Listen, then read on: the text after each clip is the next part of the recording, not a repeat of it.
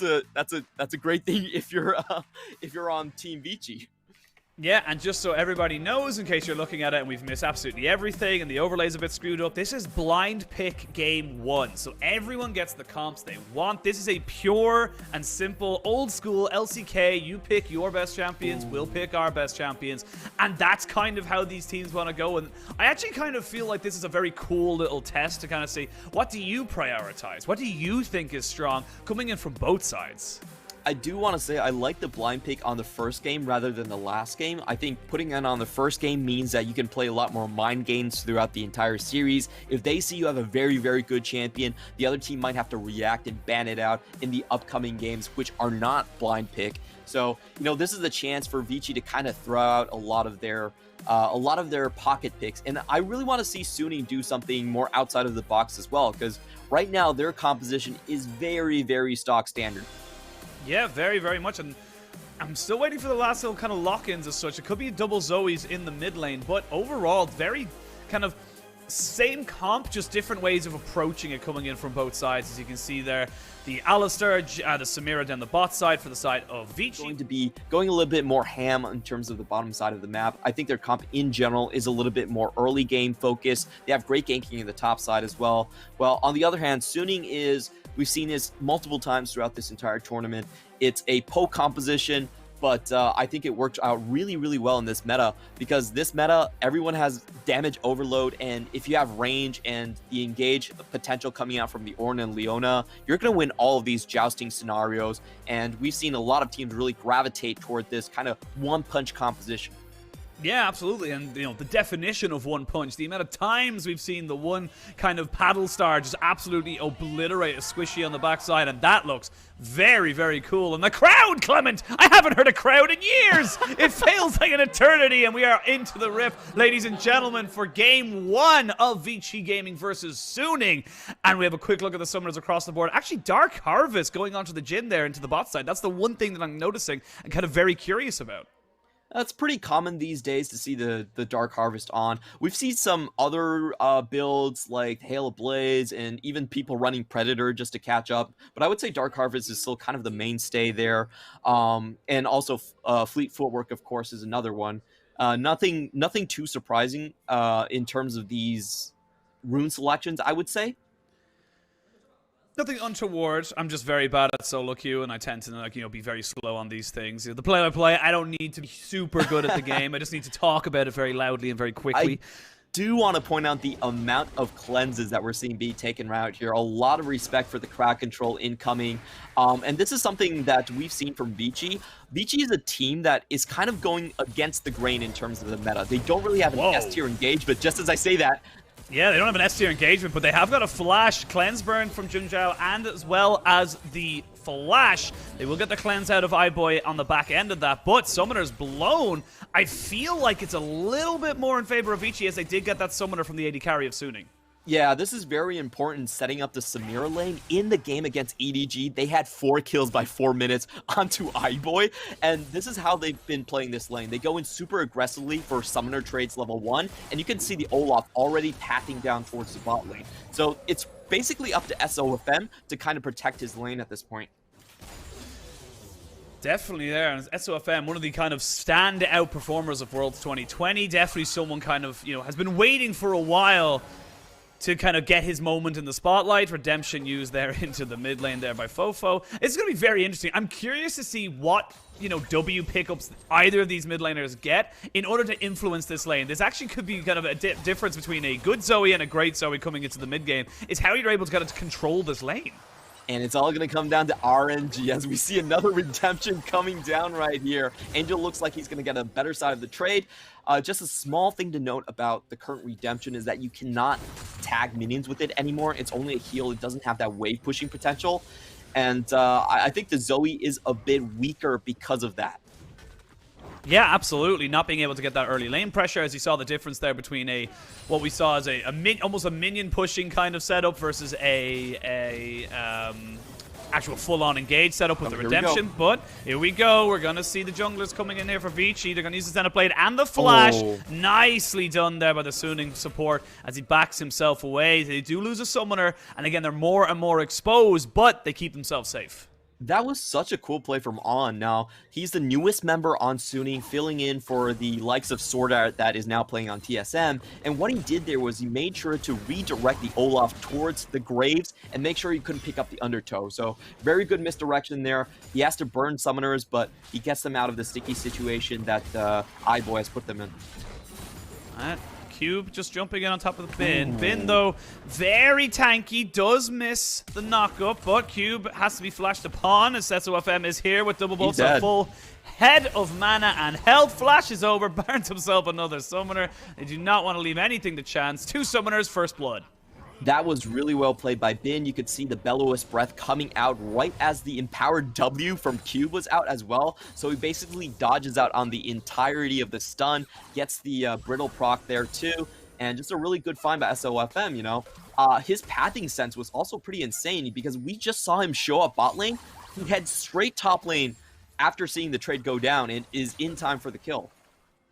Yeah, and again, we talked about how influential like SofM is, and if you haven't, there is a fantastic little kind of video piece by the Score Esports on YouTube about him and kind of how he innovated and made so many waves within the LPL and Worlds. But this guy just kind of continues to show his prowess. But without summoners in this bot side, Suning's bot lane need to back themselves away. That's a very, very early plate kind of going in favor of Vici. Xenoblade will land, and that's a perfect little combo on so point. Unnecessary. Why did Hang try out? He drew turret aggro by using the W on the Leona, where there was absolute zero kill threat there. I just don't understand that play. That's a huge freebie to Suning. Yeah, massive freebie. Huge minion wave. You're denying it straight up. It was actually a fantastic win for the side of Vici, but Suning definitely recognizing the mistake that, you know, the side of Vici's bot lane were doing and capitalizing on it. We talk about that so often and how important it is that what's the difference between a good team and a great team is that when you're given an opportunity, you take it, and Suning took it there. Yeah, there was nothing much to really think about that. You just tag him with the W coming down from the Jhin, and they find themselves an early kill. And this is not how the Samira lane really wants to go. The Samira is a very, very snowbally lane. That's why we see her paired up with champions like the Alistar, like the Rel with knockups, where you can extend the crowd control with your passive. And the way you want to play this lane is you just want to burn summoners and keep going into that lane. Once Samira gets fed and you put her on that Immortal Shield Bowl where she has 27% lifesteal, the game almost feels over. Like, she has no cooldown on her ultimate. She can continuously go into your backline, and it's very difficult to kill her without Ignite. Absolutely. So looking across the way, you can see Suning. We talked about it a little bit in the kind of the downtime as we were setting up for this series. The blind pick definitely feels like it suits Suning a little bit more. And FoFo getting chased down here has to flash away from the collateral damage, and overall just advantages left, right, and center coming out for the Suning team into this mid game.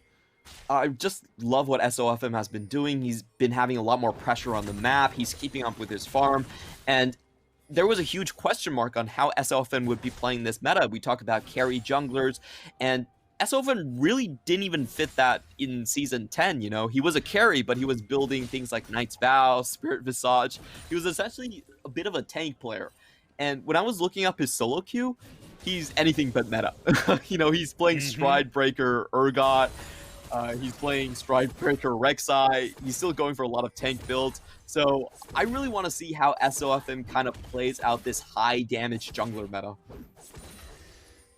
SofM, like we said, the kind of the big name that came out of Suning, especially with their breakout year being 2020, getting them all the way to the finals. And you know, Vietnamese came from the VCS, and overall has just spent so much time in the LPL that he's practically part of the furniture. He has just been one and the same with a lot of these junglers. And you talk to any kind of, you know, LPL alumni, you know, Spawn, Frosker, and Raz, they've always talked so damn highly of this guy. And it feels like he's finally getting the recognition and the stage he deserves for how good he's been over the years. And he's really been known for his innovation. He's the one that brought Redemption Olaf onto the scene. And he's also the one that started to evolve R onto his Kha'Zix, always staying a step ahead of the meta. So he's going to be a very interesting player to keep an eye out on throughout this this early preseason phase. Yep, he's going to be the guy who might be the trendsetter. Of course, SofM give it, SOSM take it away. If you've watched the LPL for a very long time, you know there are just some times where he just absolutely throws away an advantage for no real discernible reason because he's limit testing or whatever it is. But that's just the kind of player he is, and sometimes it works out, sometimes it doesn't. So have to see how his preseason goes. FoFo walks directly into a paddle star there, as Jgl now just kind of pushing in his advantage that he has gained. No flash onto FoFo means that he has to be very, very careful. Actually, something I didn't really recognize is that we actually see Jgl going with the Ignite over FoFo going with the Cleanse. So a defensive summoner versus an offensive summoner for the Zoe matchup. Yeah, so what Vici are playing for is mainly for lane advantage and trying to get Samira fed, while on the other hand, Suning is much more about teamfight picks. They can take it front to back. They have a lot of engaged potential from long range. You know, that Ornn can come down from 3,000 range, which I just think is absolutely crazy. So you are going to see Vici take a lot more cleanses just because they want to avoid the pick potential coming out from Suning. But however, that does seem to be kind of a tax on their laning phase as well, because if you're taking that cleanse, it means it's more difficult to kind of snowball from your laning phase. So it's really up to Vici, and I think a large part onto Aix to kind of get this composition out the door and running. Yeah, you see there, Rift Herald being taken now by the side of Vici Gaming. So, Jinjiao, you're a little bit of no man's land here. No mana, no real place to go. The flash was committed there by the Vici support on Alistar, but they will pick themselves up a pretty easy kill. SofM, though, getting jumped on by the Samira. Felt like the Observer knew a little bit more than we did, knew that nothing was going to happen and backed himself away. Actually, iBoy taking a little bit too much of a damage trade, and overall it ends up being a 1-for-0. But Vici trying to come back into life in this. The gold lead isn't quite there for Suning. They just kind of have pressure points as such in the solo lanes. Yeah, and that was actually a pretty big kill from the Samira. That's always what you want to see in terms of snowball compositions. And we're seeing him very close to the Immortal Shield Bowl. He should be able to set up around this Drake quite well and have that item advantage coming into this one. We see everyone starting to rotate over there already. And Cube still holding on to his teleport is going to have a big impact on this one. It's really about how Vici can clear away the warding at this point. So this is where potentially Suning can find some extra damage, can find some poke here. Let's see how they execute this. Like I said, it's all about the execution as we come up into this potential dragon fight. It is only the second one of the game. Vici did pick up the first. We'll see how they kind of go for this. As you can see, Cube roaming down. They now know where SofM is. And yeah, overall, that's a pretty big find. Yeah, pretty big find. As I was going to say, like it's overall, that's huge information for the side of Vici. They're able to drop Rift Herald, get pressure in mid lane. There's no enemy Zoe to be having to deal with, and that is going to be plates over, dragon over, and that's stacking even more. And this is a bit of a waste from Suning's part. We did see their support go in solo, drop a ton of wards, and now all of them are absolutely cleared out. So a lot of wasted gold and wasted time. Great find on Q to look for SofM on the top side of the map. And they just got 2 turret platings and free Drake for nothing. Nothing traded back on Suning whatsoever. Yeah, just great pressure from the side of Vici. Suning definitely caught with their pants down a little bit, had to kind of readjust themselves to get back into it. But overall, you can see the kind of issue you're having against the Samira Alistar bot lane. The full all-in and pure damage potential that comes in from this combo makes it very difficult for something like a Jhin who has no, natural escape to really move forward and get that kind of lane pressure that he requires. It just opens up a map so easily for the side of an Olaf who's just waiting for you to kind of walk up that little bit too far and just undertow you to death. Very easy for Aix to find that kill. We can see him already running with the Chilling Smite. That's been completed already. Just a reminder to everyone, you only get the Chilling Smite after, after like 5 uses of the Smite in the preseason right now. So it does pop around a lot of times like the 8 to 9 minute mark for these junglers.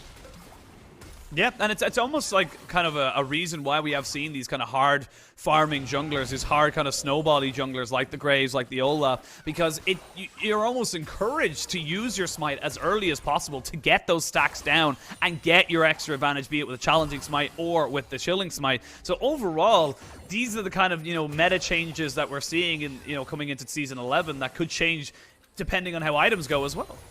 Yep, there is a bit of a give and take right there about the junglers. Typically, it does mean your early ganks are a little bit weaker because you don't have that upgraded smite, and it does encourage a lot more junglers to farm heavily rather than go for risky ganks that might not pay off. Yep, double gore drinker has been finished up there for Vici on their Renekton and the Olaf. So they are very, very strong at this very moment and time.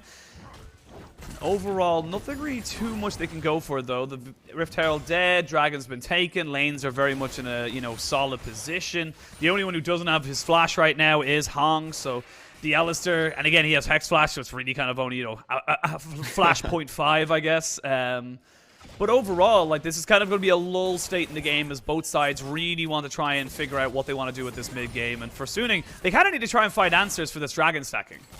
Yeah, definitely. Vici is putting Suning on a clock right now. They're the team that wants to play more aggressively. They're the team that doesn't have as much scaling. So Suning's looking maybe more at the team fighting game, while Vici, definitely Dragon stacking is going to be their go-to answer. And we're seeing a lot of attention being paid right here. The Sleepy Trouble Bubble does land, but no damage to follow up. Yeah, there was a redemption in the back pocket for Jgl, who was able to just heal up any kind of damage and mitigate any kind of pressure. Is still going to be pushed into their towers. That should free up the FoFo Zoe to... that's going to be a fun one now to try and figure out whose ability is which when we're going into the big 5v5 team fights. Far less easy when you see it on a Alistar. Far harder, I should probably say, if we're using a proper English. But overall...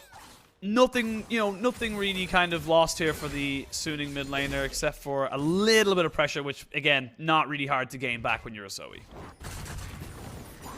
Yep, and Suning so far just biding their time, continuing to scale up. They do have the Ornn for this as well. And Ornn is one of those champions that we were kind of confused how high he would place in the tier list coming into the preseason. People don't really like playing tanks in solo queue, so we didn't really see much of him in Challenger. But once it came back to professional play, competitive play, he's still all over the place. The general changes to him is that he got a lot of compensation buffs because of the game pacing. Right now, he can only build one upgraded item for himself, but every upgraded item he does build, he actually gains extra bonus HP too, so he scales even better individually. But slightly weaker for the team because they did normalize a lot of those upgraded item values. Not as much bang for your buck. Used to be about 1,000 gold-ish per, kind of setup. I would say it's down towards the 750 mark, so you've lost about 25% effectiveness. Overall, I'm not exactly sure on the 100% math, so please do not quote me on that. I'm sure Freak will go absolutely crazy if I'm wrong. It does say that they equalized it at 1,000 gold. It actually used to be a lot higher for some of the tank items especially. So, yeah, they're just trying to make sure that he isn't as streaky, I would say, in certain compositions. I don't really know the exact numbers, but they try to tone him down a bit in terms of team effectiveness, but individual tankiness has been upped. Gold dead even at the coming up to the 17-minute mark. Dragon spawning in just under 10 seconds even. I had a quick look there, and you can see both teams kind of moving on. Of SofM will get a chunk, but so will Aix. And two junglers now need to be trying to heal themselves back up. There are camps available for the Olaf, so he should be totally fine to be able to heal himself back up to about 2/3 or 3/4 health once he gets those. And this could be a big, big fight. Teleports are available for both top laners here, for Cube and Bin. Suning have the much better engage in terms of their front line, but currently their bot lane is pushed completely in, so their angle of attack has been narrowed down quite significantly. This is going to give Vici a lot of access in controlling those ramps leading down into the jungle itself. And we're seeing them kind of corner the Leona into their own jungle, try to corral them and make sure they can only attack from one single angle. However, we see On going in. Solar Flares, Xenoblade does not land. The Unbreakable Will had been popped. Sleepy Trouble Bubble does go down, so does the Redemption. That's a hell of a chunk for a Redemption there, and you can see now Alistar has to back away. Jgl, though, Cube jumping on top of him, forced to flash away. Big Summoner now down for Jgl Zoe. FoFo, though, not looking great on the mana front, so only got himself about 2 or 3 Paddle Stars left in the tank. As we see the TP coming in from Bin, Cube had roamed down already. Here we go. The dragon has been started. Ornn has been blown as they try and jump in on top of it. Deadly Flourish trying to go down on top of the Alistar. Flash in as On jumps in. Samira jumps back in. iBoy gets protected by the Alistar. Now the fight ensues. Cube is dead, as is the Olaf. Double kill going over to Jgl. And that is going to be a quick, easy dragon. Vici over forcing and Suning capitalize. Yeah, great play from Suning right there. I love their angle of attack. They effectively cut off Vici's backline into the bottom side of the map, and it was easy pickings for Jgl on the top side as well. I'm not sure that Vici should have forced that hard for the Drake, especially with Hang not having his ultimate. They were really lacking front lines, and that made it super easy for the individual targets to kind of be picked off right there.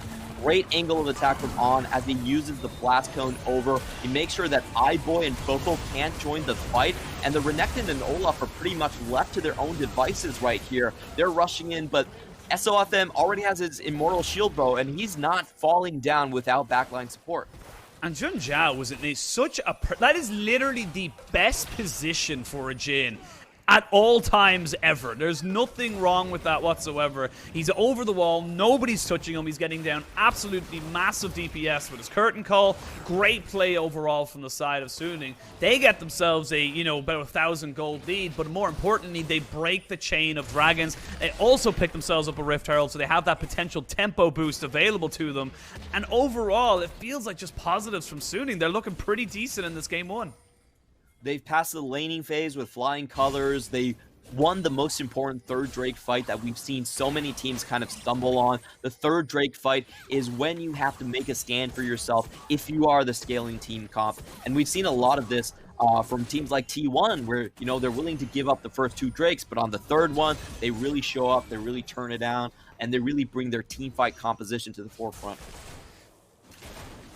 Now for Vici, you kind of need to get yourselves back into this game. Your Renekton and Olaf are at very strong points right now, but like you said, the longer this game goes on, the longer they kind of stay out there and give money over to Suning, it's just going to get worse and worse for them right now. So I feel like they're going to be looking for a big fight sooner rather than later coming into this kind of mid-game before they have to deal with that late game. Yeah, definitely Vici are on the back foot here. They're having to force themselves to make plays, and I think a lot of it is going to come down to Hang and FoFo. They are the two most important engaged tools that Vici does have on this team, but right now they're actually split pretty far away. FoFo is not going to be in time to stop this mid lane tower from going down, and he's going to have to rotate quickly. They are going to lose a lot of tower HP here. Ooh, very big trauma. See a fight just starting off straight away. They jump straight onto the Graves, and he is dead. One quick pick as they lose the tower. Cube is running down. The Undertow does miss. Don't know if they want to try and go for this. They try and slice and dice in. Cube has to use his ultimate to try and stay alive. The Leona On is going to fall. It's a 2 for nothing. Ornn jumps in as well, trying to protect the rest of his team. There is the curtain call, but it will only pepper the health bars as Cube takes another big one there, and that's going to be 3 quick kills. Now Vici back onto this. We talked about how they needed to find the fight. They got it, and now they're pinging Baron. SofM, give it, and SofM, take it away. He thought he had his Immortal Shield Bolt. He thought he was fine, but he goes a little bit too far. Hang nails a perfect combo right there, and Samira can follow up that one incredibly easily with her passive. Gets right into auto attack range. But right now, they are forcing against a Zoe with a ton of poke. Jgl is actually quite fed right here, so this is extremely dangerous for Vici Gaming. Yeah, this is a lot of fish and a very small barrel. As you can see, they're just poking and prodding. They will be able to pick up the Baron, but Alistar dies on the backside. Can they get out of this? As there's SofM with the blast cone over the top. They're trying to jump on top of Jinjiao, but Samira is dead. They will be able to kill off the Graves. Will Aix be able to get out? No, he will not. The trouble bubble of the backside. The auto attacks are enough for FoFo as he gets himself the kill onto Jinjiao. Xenoblade not quite long enough to be able to pick up the mid laner of Vici. They get the Baron, but they lose 3 people in the process, maybe even 4, as there's the ultimate coming in, or sorry, the ultimate coming in from Leona, the TP from the Ornn. 4 for 2 effectively, but you lose so much of that Baron pressure. Yeah, I don't really think that was super worth it for Vici. They do take the big objective off the map, so Sunning can no longer pressure them into teamfights there. But let's take a look at the replay. Hang comes in from a great angle, finds the Q combo onto the Graves, instant follow-up by iBoy, and this was just, you know, Sunning overstaying their welcome at this point. They didn't really have eyes onto the Alistar, so they give up a pretty good team fight right here. However, we know the end result of this fight. It ends up being a 3+2. I think it's a 5-for-5 trade basically on both sides at this point, with 2 Baron buffs still staying onto Vici Gaming. That is... I don't think it's 2 Baron buffs. I think it's 1 Baron buff. I think they lost 4 people. Oh yeah, so FoFo died too. It's only Cube who able to keep that one there, and they are going to lose another Dragon while they try and just use this Baron power play, whatever is left of it as such. They do trade 1 turret for 1. They lose themselves a Dragon. They're trying to see if they can get pressure into this mid lane. So overall, Vici, you can see they know that they're kind of powerful right now. They can kind of dictate the pace. What you would have loved to be on, if you're a fan of Vici right there, is that they get the Baron, they get at least 4 members out, and they're able to make something else happen. But unfortunately for them, only the 1 means they can't do a 1-3-1. They can't really split up the map. They can't really take those kind of standing objectives. And it's just going to be a little bit of a, I suppose, a diminished kind of power play coming out from Vici. Yeah, essentially what happened there is Vici did remove Baron from the entire equation. They can't really force team fights from Sunning's side on that. However, they did lose their dragon stacking opportunity. So if I'm looking at this, basically they got immediate gold from the Baron, from the towers, but they also lost their chance to kind of force Sunning into a decisive team fight. And right now, if I'm Sunning, I already have 2 Drakes. Infernals might be coming up. But I'm actually okay with giving up Drakes at this point. I'm happy to continue to scale. I'm not going to force myself into any sort of bad situation. And what I just don't want to happen is I don't want iBoy to get this great team fight in this power spike. As long as they can avoid that, I think they're sitting pretty. Yeah, they've got 2 collectors on the side of Sunning versus the 1 for Vici, so even more scary kind of one-shot potential coming in from the Graves and the Jhin, as he's able to get you down below 5% HP. But with the Zoe up in top side, Hang not able to do much. Great solar flare, though, does mean that they're able to get this long-ranged engage. This is a 4v5, and you can see Sunning just kind of really dictating the pace. No real help bars going down. Trouble Bubble lands on top of the Renekton. They're going to throw out the Ornn Horn to try and knock up the Olaf. He's trying to run himself away. Has not got the Ragnarok left, but the collateral damage is enough to take him out. And that was a 4v5 in favor of Vici, and they lose 1. Yeah, you can see the problem with Vici's composition.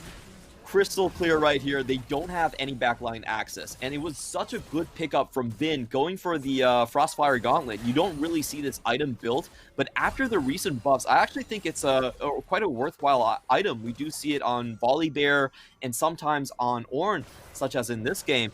And what it does is that slow field really discourages Gore Drinker users from getting to your backline. They might be able to stay alive for a long time, but if they're not next to your carry, they're not dealing damage. And that's the big thing as well. We're seeing, as you can see, with a 3-0-3 Angel, 1-2 and 5 Jhin. Yes, a little bit of a scrappy early game, but just able to keep themselves so safe. And this kind of long-range poke and damage coming in from the Paddle Stars, the Deadly Flourishes, the Curtain Call. Just so much extra little bit of damage that you just can't respond to is really hurting Vici. And fantastic work from Sunning. Like we said, we were very curious of what they would look like having lost Sword Art, having, you know, kind of using Jinjiao instead of Huanfeng. Just very different bot lane coming in for them. And honestly, they're looking pretty good. I'm very, you know, kind of excited if I'm a Sunning fan coming into 2021. Yeah, exactly. I think for Sunning fans, what we were expecting was a pivot more towards the top side, even heavier. When you're playing Jinjiao, he's been known as more of a role player, not really a carry. And, you know, Bin is still the same guy as he always was, and SofM is going to fill in more of a carry role in this current meta. So I think we're seeing exactly kind of what we expected, you know, more emphasis towards kind of the top side of the map, and I would say a slowing down of their tempo overall. With Sword Art, they were able to make a lot of picks. They were very creative with his bard tools, but On is a bit of a different support. On, he's very highly ranked in Korean solo queue. He's 800 points challenger. He loves the Thresh. He loves the Leona. but he does play more of a team fight style rather than SOFM, rather than Sword Art, excuse me. Sword Art is much more about leading lane. He's like an absentee father. He just goes out and finds kills with SOFM, but On should be more about the team fights. What an analogy! Like, oh my good god.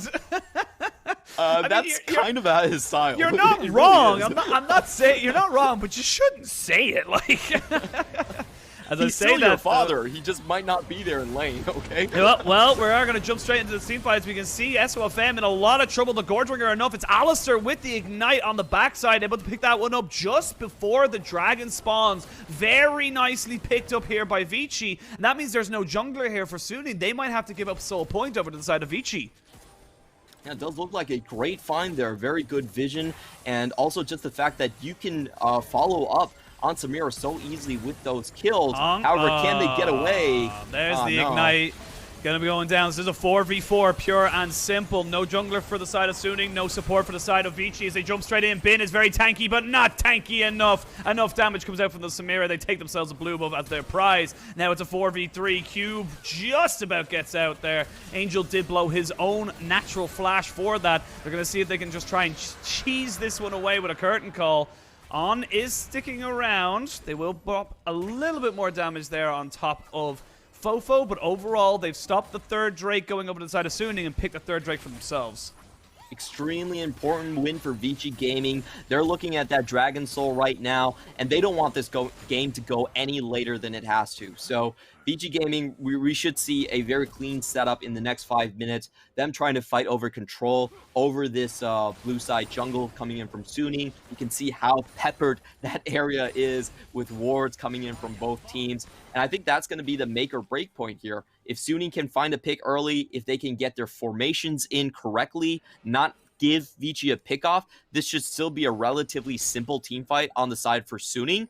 But if Vici finds something and they snowball it into the Dragon Soul, then they have this opportunity to close off the game cleanly. If you're on the side of Suning, you need to cross your T's and dot your I's. You need to just do everything by the book because right now you are stronger in a 5v5. Hell, you might even be stronger in a 4v5 depending on who gets picked off. So that's what you're looking for from the side of Suning. However, on the side of Vici, like you just said, they're looking for that pick. They're looking to try and find an odd number skirmish, maybe try and get a 5v3 where they can pick off 1-2 people and snowball that into an Infernal Soul, into a Baron, and try and take this game right now. 31 minutes into this game, the gold is almost dead even. It's pretty much like tit for tat on either side. It's just how you execute on your composition. Yeah, and we're seeing FoFo really be the main one poking his head in here. He's trying to find a pick on all of these targets while trying to keep Bin occupied in the bottom lane as well. And I think this is a pretty smart strategy that they're running right there. With Ornn on the scene, there's really no combat potential for Vici. Most of their damage is going to be wasted on the tank anyway. But if they can split Ornn onto a side lane, this is when they have their best opportunity. So I love the way they're playing this. They're throwing a 4-1 punch into these couple of minutes before the Drake fight comes back in. This has been a pretty close game one. And yes, it's been a blind pick, and both teams kind of got what they wanted. What have you learned from both of these teams, Clement? What have you learned from this blind pick in this best of 5? Well, I just want to say this blind pick has been so standard coming in from Vici that I don't think they got much of an advantage. If they lose with this blind pick draft, it really feels bad because you didn't really get any mental advantages, and it also shows that this is kind of your trump card, and it didn't work out. So I would say that Vici are a lot more pressured with this blind pick draft to win than, say, Suning are. Suning pretty much just played standard. They showed nothing. There's no crazy Urgot picks coming in from SOFM. Bin is not playing something like a Jax or a Camille or even a Wukong. So Suning has basically kept all of their cards close to their chest. They've revealed nothing. So I just think it's, in terms of the mental aspect of it, there's more pressure on Vici. Have to agree with you on that, as we can see both teams just kind of posturing with their Zoe, pushing in the waves. Still about 2 minutes or so, just under, for that Infernal Drake to spawn. And oh my god, I hate Zoe so much.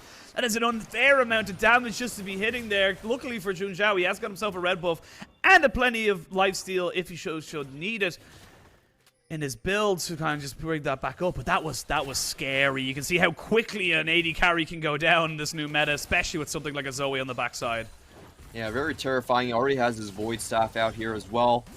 We're seeing Suning kind of get corralled into their own lane, but they found some poke back onto the likes of Cube, and it's going to be hunting season.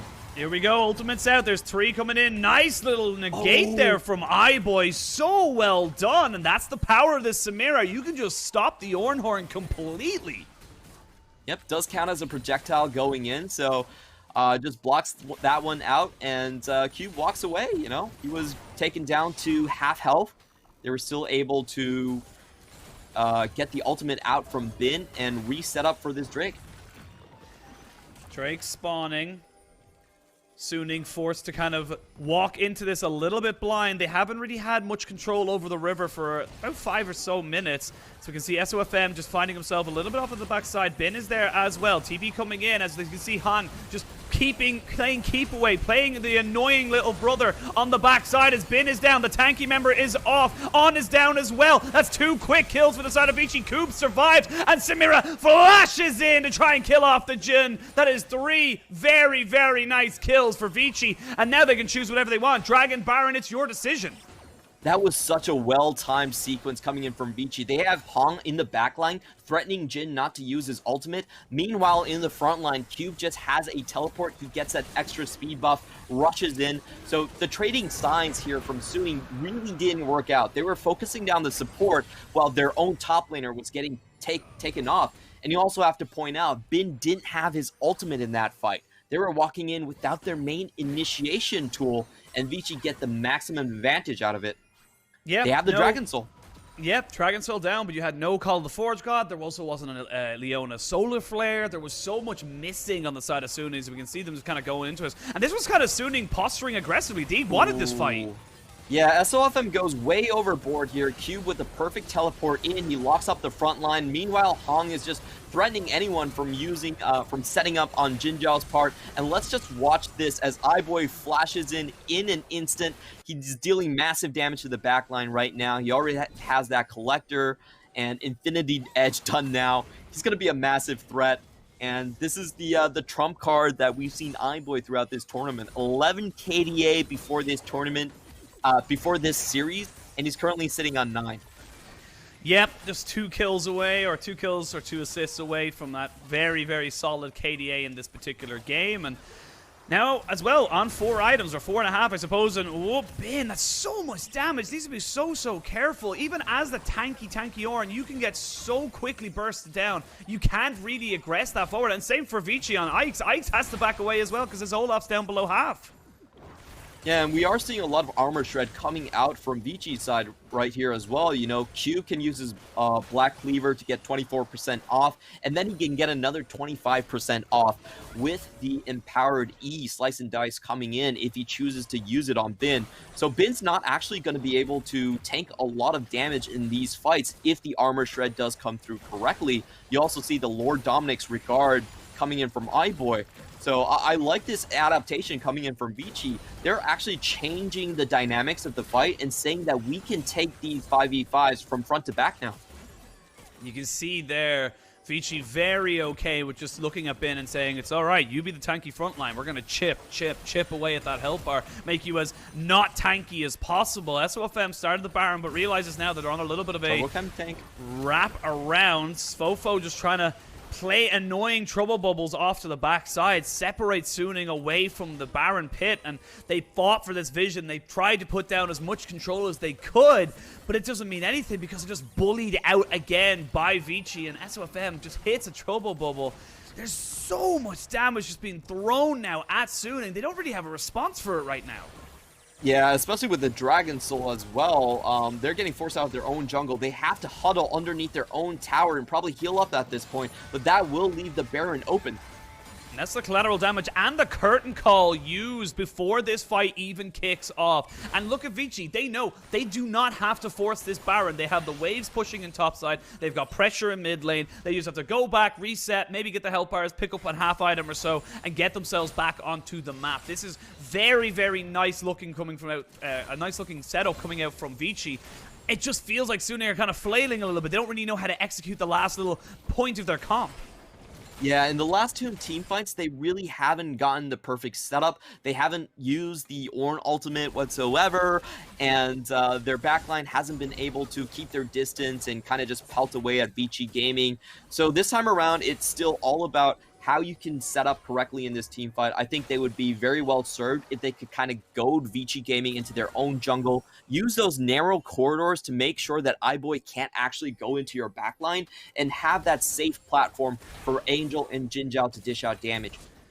And this is very interesting for the series as a whole as well, because you're looking at blind pick. Both teams picked exactly what they thought they wanted to kind of go for in this series, in this particular game. And that can kind of play on your mental a little bit as well of like, wait, was this a bait? Did we actually want to go for this? Are they going to try and prioritize this pick over that? So it's very important that if you can come out of a game that is this close, we're coming up to 40 minutes right now, it is so damn close that if you lose this, it can actually have a huge effect on the rest of the drafts coming into the series.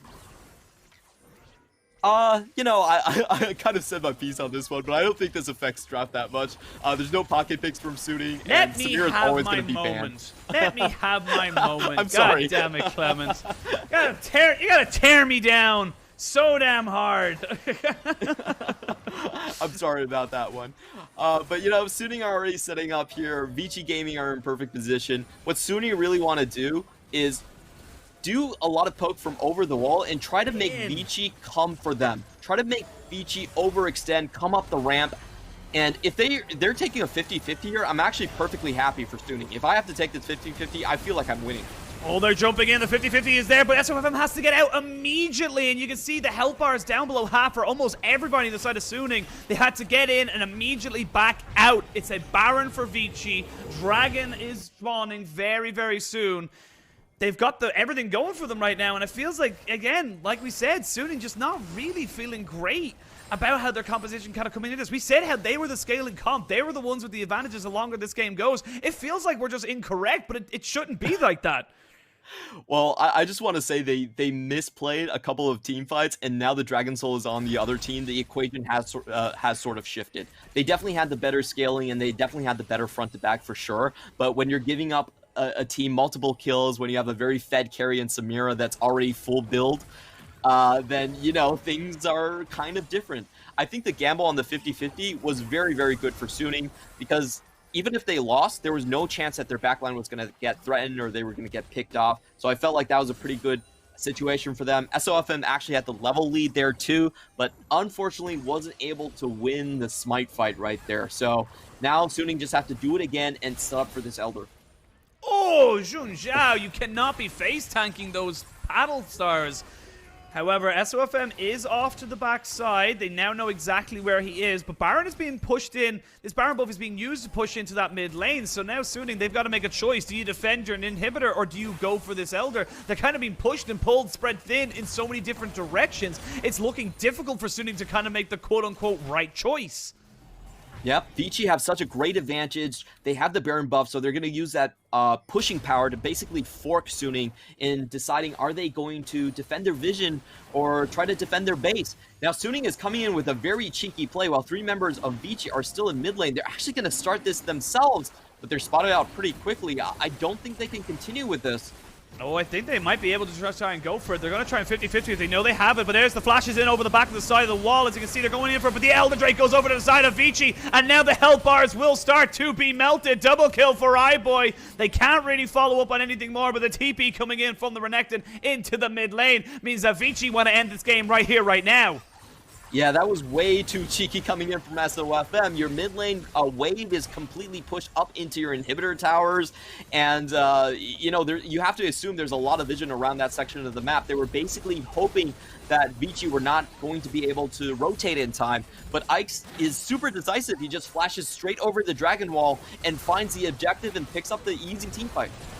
Yeah, and looks like with only 3 people left to defend. Sorry, make that 1 person left to defend. It is going to be Vici Gaming taking game 1 in this best of 5. They will lose themselves an Alistar, but overall, very solid game coming in from the relatively newly made roster of Vici. And overall, themselves back into this series. As you can see on the graph here, it just felt like all of a sudden 2 bad fights and it was all about Vici then from then on. Yeah, it was a bit of a weird game here and there, but I have to say that Suning did misplay a couple of their mid lane initiations. A huge play by iBoy to take away that Bin ultimate coming down.